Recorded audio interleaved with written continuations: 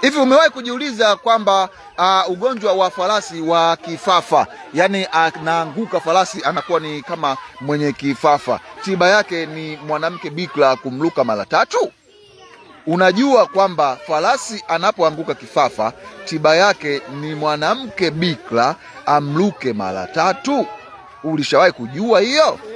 Bwana, ni kweli kabisa, farasi anapoanguka kifafa ukimwacha anakufa, lakini mwanamke akimluka mara 3 basi farasi huyu anapata nguvu ya kunyanyuka, lakini mwanamke anaishiwa nguvu. Lakini basi mwanamke huyu akija akipata nguvu ya kunyanyuka, na farasi ananyanyuka moja kwa moja na anapona. Ugonjwa wa kifafa wa farasi tiba yake ni mwanamke bikira ambaye hakuwahi kuingiliwa na mwanaume hata kidogo, na farasi anapona kiasi kwamba hatorudia tena na ugonjwa huo, hatozulika tena na ugonjwa huo, na anakuwa kama alivyozaliwa. Bwana, ugonjwa wa kifafa wa farasi matibabu yake ni mwanamke bikira amluke mara 3 mara tu farasi huyu atakapoanguka. Bwana, hizi ni tiba za asili ambazo zinatumika baadhi ya nchi hapa kwetu Afrika.